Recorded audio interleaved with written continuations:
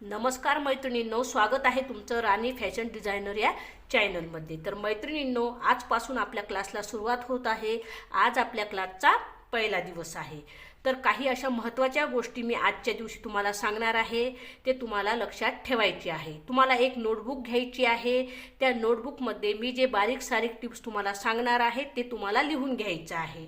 तर बघा मैत्रिणींनो, आपल्याला सुरुवातीपासून शेवटपर्यंत एकदम बारीक सारीक माहितीसह ब्लाऊज शिकायचे आहे आणि सर्व प्रकारचे ब्लाऊज आपल्याला शिकायचे आहे।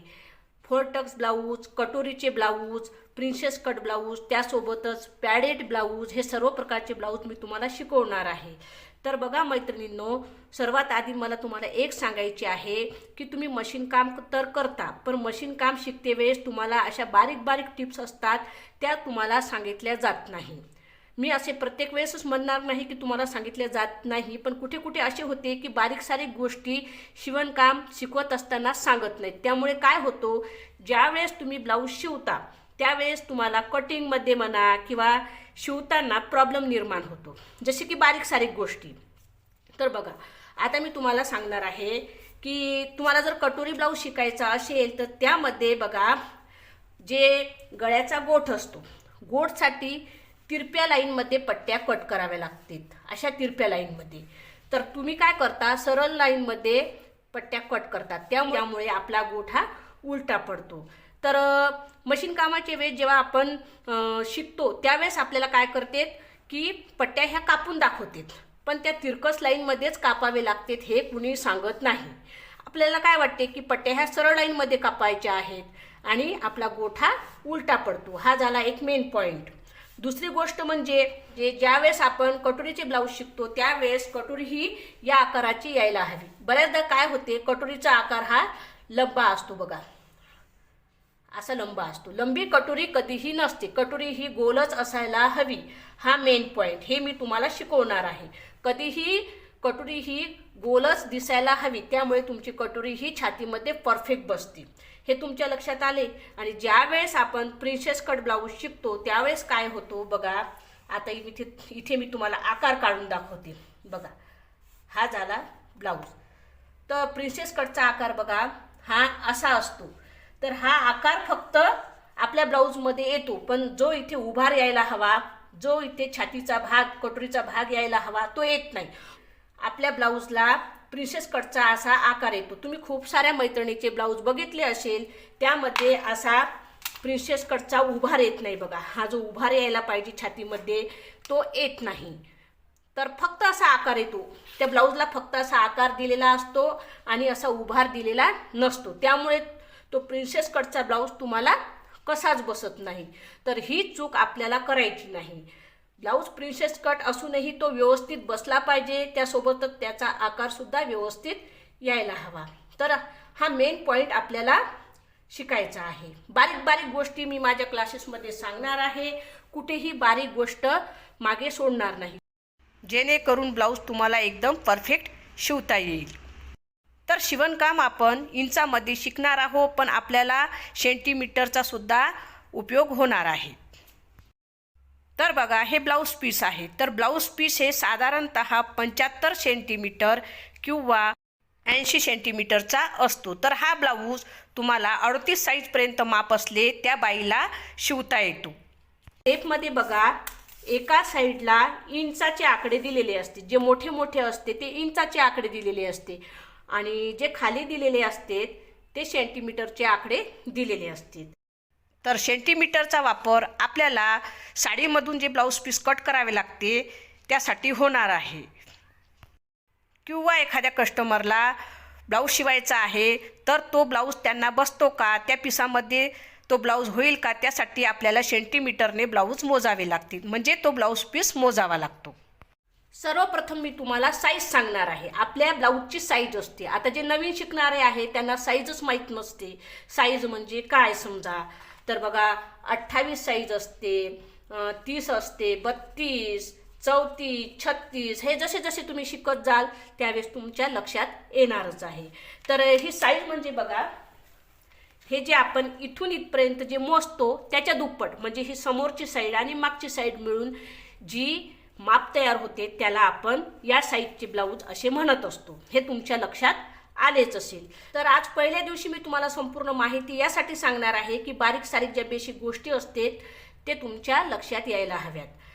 ज्यांना कुणाला काही प्रॉब्लेम आला ते मला कमेंट करून सुद्धा विचारू शकता. तर बघा, हा टेप जो आहे तो वरचा इंचाचा आहे, खालचा सेंटीमीटरचा आहे. तर पहिले आपण सेंटीमीटर समजावून घेऊ. आता ब्लाऊज मी तुम्हाला सांगितलं ब्लाऊज पीस 75 किंवा 80 सेंटीमीटरचा असतो. तर बघा, हे खाली जे आकडे दिलेले आहेत 75, बघा हे 75 आणि हे 80, तर इथपर्यंत हा आपला ब्लाऊज पीस असतो. तर हा ब्लाऊज पीस बघा समजा 36 38 साईजच्या महिलाला येते. पण यापेक्षा जर समजा जाड महिला असेल 40 42 तर 1 मीटर कापड लागणार आहे. समजा तुमच्याकडे जाड महिला आली तर त्या महिलेला या ब्लाऊज पीसमधून ब्लाऊज तयार करता येणार नाही. तर ही माहिती मी तुम्हाला सांगितलेली आहे. आता 1 मीटर कपडा म्हणजे किती? 100 सेंटीमीटर. हे तुम्हाला लक्षात ठेवायचं आहे. 1 मीटर कपडा म्हणजे 100 सेंटीमीटर. आले लक्षात? आणि 50 सेंटीमीटर कपडा म्हणजे अर्धा मीटर कपडा. समजा इतका कपडा जर असला तर हा अर्धा मीटर कपडा. आता 75 सेंटीमीटर म्हणजे हा कपडा पाऊण मीटर कपडा आहे. हे तुमच्या लक्षात यायला हवे. तर बघा आता इंच, तर हे बघा 1 इंच. हे बघा इथे जे तुम्हाला 1च्या तिथे ही लंबी लाईन दिसत आहे ते 1 इंच. त्याच्या पुढे हे 2 इंच, त्याच्या पुढे हे 3 इंच. हे तर तुमच्या लक्षात येणार आहे. जे मोठी लाईन आहे ना तिथे 3 इंच, इथे मोठी लाईन आहे तर 4 इंच, ही मोठी लाईन आहे तर 5 इंच.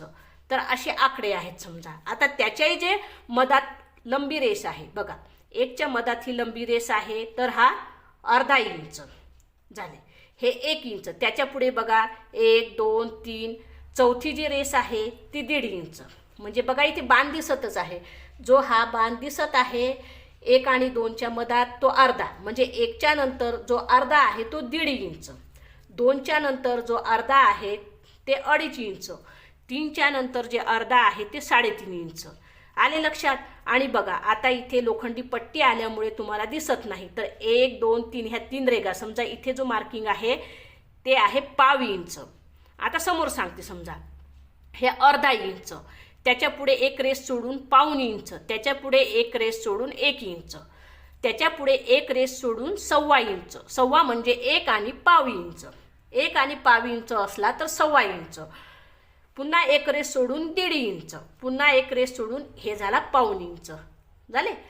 पुन्हा 1 रेस सोडून 2 इंच येते. 2च्या पुढे समजा 1 रेस सोडून पुन्हा ही धरली तर ही येते 2.25 इंच. 2.25 इंच म्हणजे 2 आणि पाव इंच. तर बघा हे जे पाव इंच आहे, 2 रेगा अशा, हे पाव इंच आहे समजा. तर या पाव इंचाचा वापर आपल्याला शिलाईमध्ये जो आपण कापड घेतो त्यासाठी करायचा आहे. समजा शिलाईमध्ये बाही जोडायची आहे तर आतमध्ये जी शिलाई लागते त्यासाठी आता जे नवीन शिकत आहे त्यांना अर्धा इंच कपडा लागू शकतो आणि नंतर मग पाव इंचामध्ये सुद्धा आपली शिलाई येऊन जाते. तर बघा ह्या अर्धा इंचाच्या मध्ये जे आहे ते पाव इंच, मग हा अर्धा. तर तुम्हाला पाठच करायचा आहे. पाव, अर्धा, त्यानंतर हे बघा पाऊण आणि त्यानंतर 1. आले लक्षात? त्यानंतर 1. असाच हा टेप शेवटपर्यंत मोजायचा आहे. तर बघा जेव्हा 12 इंच येतो तेव्हा 1 फूट म्हणतात. 12 इंचाला काय म्हणतात? 1 फूट. 24 इंचाला 2 फूट. तर हा टेप जो आहे तो पूर्ण 5 फुटाचा आहे. म्हणजे बघा इथे 60 दिसत असेल, 12 पंच 60. तर बघा हे 57, त्याच्यानंतर पुन्हा 3 आहेत, म्हणजे 60 इंचाचा हा टेप आहे. म्हणजे 5 फुटाचा हा टेप आहे. हे तुम्ही लक्षात घ्यायचे आहे. तर फक्त आजच्या दिवशी तुम्हाला काय करायचं आहे? पाठ करायचे आहे. हे तिसरी रेस जी आहे ते पाव इंच, त्याच्यानंतर पुन्हा 1 रेस सोडून जी ही रेष आहे लंबी तो अर्धा, पुन्हा 1 रेस सोडून जी रेग आहे ते पाऊण इंच, पुन्हा 1 रेस सोडून जे रेग आहे ते 1 इंच. आले लक्षात? असा हा टेप तुम्हाला पाठ करायचा आहे. आणि मशीनवर काय करायचं आहे? आता खूप साऱ्या महिलेला पहिल्यापासून मशीन काम समजा शिलाया मारणे हे येते, शिलाई मारता येते, फक्त शिवणकाम येत नाही. पण ज्यांना कुणाला शिवणकाम येत नाही म्हणजे कशीच येत नाही, शिलाई मारता सुद्धा येत नाही, त्यांनी काय करायचं आहे, एक असा कापड घ्यायचा आहे आणि त्या कापडावर सरळ लाईनमध्ये चॉकनी आखून घ्यायचं आहे लंब्या रेषा आणि त्या लंब्या रेषामध्ये बरोबर टिपा मारायच्या आहे, जेणेकरून जेव्हा तुम्ही ब्लाऊज शिवाल त्यावेळेस तुमच्या ब्लाऊजची फिनिशिंग एकदम परफेक्ट येईल. आणि ती सवय तुम्हाला आत्तापासूनच लागेल. एकदमच तुम्ही ब्लाऊज शिवायला घ्याल त्यावेळेस तुमचा ब्लाऊज असा गोळ्या झाल्यासारखा होईल. त्यासाठी तुम्हाला आत्तापासून प्रॅक्टिस करायची आहे की लंब्या रेषामध्ये असे आखून घ्यायचे आहे. बघा आता समजा हा कपडा आहे, या कपड्यावर चॉकनी असे आखून घ्यायचे आहे आणि बरोबर सरळ रेषेमध्ये आपली शिलाई येते का, सरळ रेषेमध्ये शिलाई मारून तुम्हाला प्रॅक्टिस करायची आहे. म्हणजे मी यासाठी सांगत आहे की सुरुवातीपासून ही प्रॅक्टिस तुम्ही केली तर तुमचा ब्लाऊज हा फिनिशिंगमध्ये 100% येणार. नाहीतर काय होईल, ही प्रॅक्टिस तुमची होणार नाही आणि ब्लाऊज शिवायला घेसान त्यावेळेस तुमच्या ब्लाऊजमध्ये कोस निर्माण झाल्यासारखा होईल. तर ही बारीक सारीक माहिती तुम्हाला कुणीही सांगत नाही, जी की तुम्हाला मी सांगणार आहे. आणि सुरुवातीपासून तुमचे काम हे नेटनेटके असायला हवे. तर तुम्हाला काय करायचं आहे, असा टेप आणायचा आहे. टेप आणल्यावर तुम्हाला काय करायचं आहे, या टेपची घडी मारून घ्यायची आहे. बघा ज्यावेळेस तुम्हाला पूर्ण टेपचे काम पडेल त्यावेळेस तुम्हाला उकलायचे आहे. इतका टेप तुम्हाला खुला सोडायचा आहे, म्हणजे आपल्याला जास्तीत जास्त 14, 15, 16पर्यंत काम पडते. ब्लाऊजची उंची 17, याच्यावरती तुमच्या ब्लाऊजची उंची नसते. मग इथे काय करायचं आहे, तुम्हाला एक रबर लावून द्यायचं आहे, म्हणजे तुमचा टेप हा अस्ताव्यस्त होणार नाही. दुसरी गोष्ट म्हणजे तुम्हाला असा चॉकचा डब्बा आणून ठेवायचा आहे. ह्या चॉकचा वापर आपल्याला ज्यावेळेस आपण पेपर कटिंग करू त्यावेळेस आपल्याला लागणार आहे. आणि तिसरी गोष्ट म्हणजे तुम्हाला रद्दी आणून ठेवायची आहे. या रद्दीवरूनच आपण पेपर कटिंग करणार आहोत. नंतर तुम्हाला एक नोटबुक आणून ठेवायची आहे, त्यामध्ये बारीक बारीक टिप्स लिहायच्या आहेत, माप लिहायचे आहेत. त्यानंतर तुम्हाला एक कैची घ्यायची आहे. तर कैची पेपर कटिंगसाठी वेगळी कैची घ्यायची आहे आणि ब्लाऊज कटिंगसाठी वेगळी कैची घ्यायची आहे. एखादी साधारण कैची तुम्ही पेपर कटिंगसाठी आणू शकता, कारण की ज्यावेळेस आपण पेपर कटिंग करतो त्यावेळेस आपली कैची बसते, त्यामुळे बसलेल्या कैचीने आपल्याला ब्लाऊज हा कट करता येणार नाही. त्यासाठी आधीच तुम्हाला हे सामान आणून ठेवायचं आहे. आणि एखादी रील तुम्हाला कुठल्याही कलरचे समजा सध्या प्रॅक्टिससाठी आणायची आहे. तर बघा ही सर्व तयारी तुम्हाला करून ठेवायची आहे. उद्याच्या व्हिडिओमध्ये मी तुम्हाला माप कसे घ्यायचे, कुठले माप कसे असते, काय करायचे, संपूर्ण डिटेल्समध्ये माहिती सांगणार आहे. तर आपल्याला सुरुवातीपासून शेवटपर्यंत बारकाईने क्लास शिकायचा आहे. तर थोडा वेळ लागेल पण एकदम परफेक्ट आपला क्लास होणार आहे. तर तुमचा जास्तीत जास्त प्रतिसाद असू द्या, जास्तीत जास्त या क्लासला जॉईन व्हा, जेणेकरून मलासुद्धा तुम्हाला शिकवायला खूप आवडेल. तर माझ्या क्लासमध्ये मी तुम्हाला साधे ब्लाऊज तर शिकवणारच आहे, पण साध्या ब्लाऊजसोबतच तुम्हाला डिझायनर ब्लाऊजसुद्धा शिकायला मिळणार आहे. त्यासोबतच तुम्हाला बघा हे जिमीचू जे सध्याचे ट्रेंडिंगमध्ये बाही आहे, खूप साऱ्या ट्रेंडिंगमध्ये अशा ज्या बाही आहेत त्या संपूर्ण बाही मी तुम्हाला शिकवणार आहे.